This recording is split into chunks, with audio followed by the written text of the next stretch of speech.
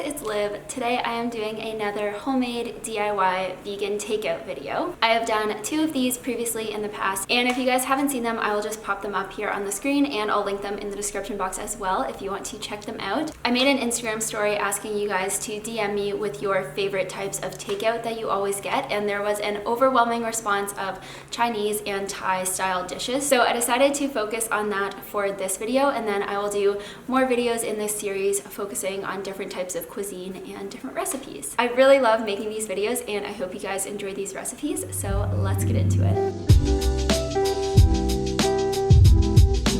So this is actually my first seitan recipe on this channel. What you need to do is take some vital wheat gluten. Do not use regular flour. You have to get vital wheat gluten for this or else it won't work. Then you want to add some nutritional yeast, garlic powder and ginger, salt and pepper, and then just whisk that all together until it's combined.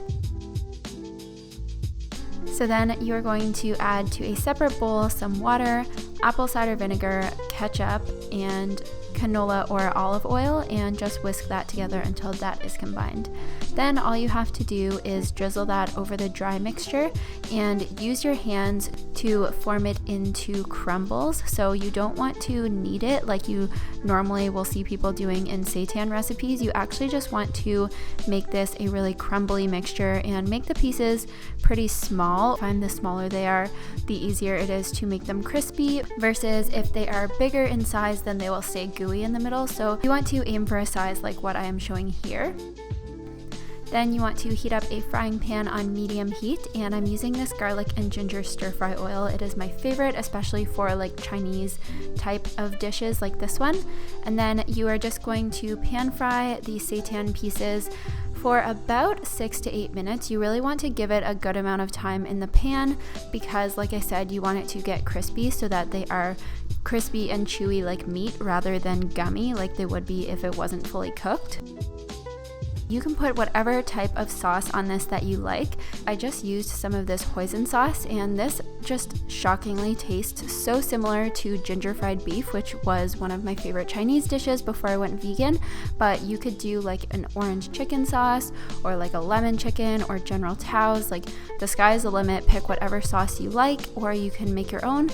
And then just pour the sauce on, fry it up a little bit, make sure that it's all coated. Then you are ready to serve it with rice or noodles or veggies or whatever you like. This is just one of my current favorite ways to recreate takeout at home.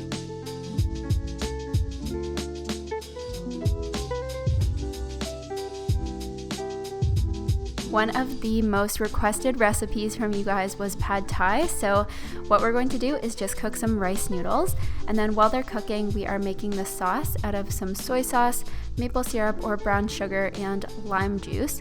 Typically pad thai sauce uses tamarind, but I find that really hard to get. I find you can get a pretty similar flavor profile using a sweetener like brown sugar or maple syrup and a tangy flavor like lime. So you're just gonna whisk the sauce all together, and then in a frying pan with a little bit of oil, we're just frying some garlic and some veggies. You can use whatever kind of veggies you like.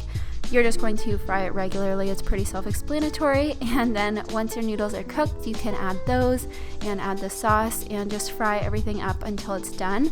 This obviously isn't the most traditional pad thai, but this is also one of my favorite ways to recreate takeout at home. So trust me when I say try this. It will definitely help you when that pad thai craving hits.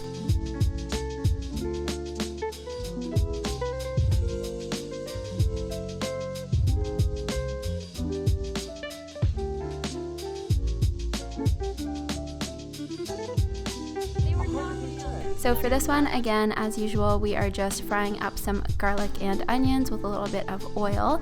And then after a few minutes, I added in some smoked tofu and red bell pepper. Then after a few minutes, again, I added in some snow peas, bok choy, and kale. The vegetables that cook really quickly, you can just add them in at the end and they'll continue to cook as you simmer the curry. So then all you need to do is add some curry paste. I used this red Thai curry. And then the last thing you want to do is add your coconut milk. And I also added a little bit of turmeric, which is why this turned kind of a yellow color. And then I just served this as it is normally served in a Thai restaurant, with the curry in a little bowl and some rice on the side. I really hope you guys enjoyed this video. As always, if you make these, please take a photo and tag me on Instagram at itslivb. And if you have any other takeout or types of cuisine requests for future videos, then leave them in a comment below and I will pick some to make for the next videos in this series. That's it for me today. I really hope you guys are having an awesome day and I will see you all on Sunday. Bye!